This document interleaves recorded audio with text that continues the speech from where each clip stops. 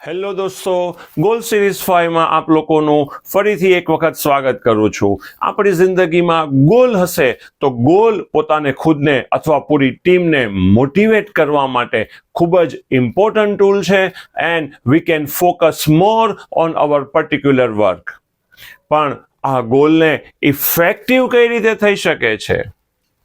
First, always write your goal. Yes દોસ્તો, Dominican University of કેલિફોર્નિયાના professor Matthew કહે છે કે ગોલ લખવાથી આપણો ઇન્ટેન્શન, આપણો ઈરાદો ખૂબ જ મજબૂત થાય છે.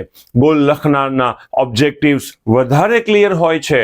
ગોલ લખનારને પૂછવામાં આવે કે explain your goal objectives with details, ત્યારે એ વ્યક્તિ જલ્દીથી પોતાના ગોલને રિકોલ કરી શકે છે તેવી વ્યક્તિની સરખામણીએ કે જેની પાસે તેનો ગોલ તો છે પરંતુ તેના દિમાગમાં જ છે અને લખતા નથી. ન્યુરોસાયન્સના મુતાબિક જ્યારે ઇન્સાન ગોલ લખે છે ત્યારે 2 સ્ટેપમાં આ પ્રોસેસ થાય છે. ફર્સ્ટ, એક્સટર્નલ સ્ટોરેજ એટલે કે ડાયરી પર યા સ્ટિકી નોટ્સ કે જે આપણે આપણા પિનઅપ બોર્ડ ઉપર, રેફ્રિજરેટર ઉપર, મોબાઈલ સ્ક્રીન ઉપર વગેરે પર લખ્યો છે. અને સેકન્ડ છે એન્કોડિંગ.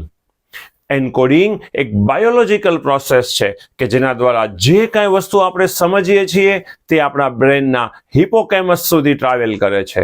આ એ એરિયા છે ત્યાં દરેક બાબત એનાલાઇઝ થાય છે, ત્યારબાદ એ જ જગ્યાએથી જે ડિસિઝન લેવામાં આવે છે અને ત્યાંથી એ લોંગ ટર્મ મેમરીમાં સ્ટોર થઈ જાય છે. ન્યુરોસાયકોલોજિસ્ટ એમ કહી રહ્યા છે કે જ્યારે આપણે કોઈ વાતને લખીએ છીએ ત્યારે આ એન્કોડિંગ પ્રોસેસ વધારે ઇમ્પ્રૂવ થાય છે અને ન્યુરોસાયકોલોજિસ્ટ આ પૂરી ઘટનાને જનરેશન ઇફેક્ટ કહે છે. અને આ જનરેશન ઇફેક્ટ 2 વાર થાય છે. એટલે કે પહેલી વાર જ્યારે આપણે આપણા ગોલને ઇમેજિન કરીને આપણા માઇન્ડમાં લાવીએ છીએ ત્યારે એક ઇમેજ બનતી હોય છે, અને બીજી વાર જ્યારે આ જ ગોલને આપણે પેપર ઉપર લખીએ છીએ ત્યારે રીપ્રોસેસ થાય છે, રીજનરેટ થાય છે અને એના લીધે જ એને રિકોલ કરવું પણ એટલું જ આસાન થઈ જાય છે.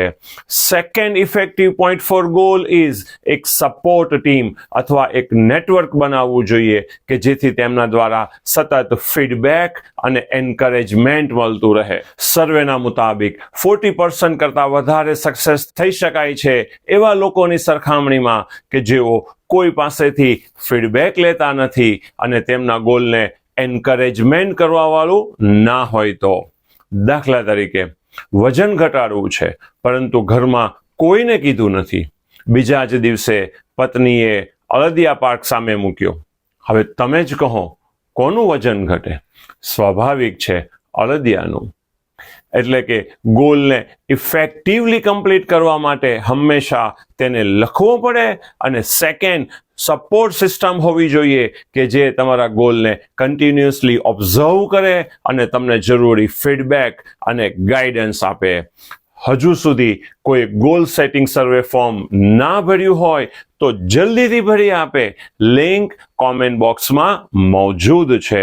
નેક્સ્ટ એપિસોડમાં તમારા દ્વારા ભરાયેલ સર્વે ફોર્મના આધારે આન્સર સેશન રાખેલ છે, તે બાબતે જરૂરી ચર્ચા કરીશું. Take care of yourself. Thank you very much.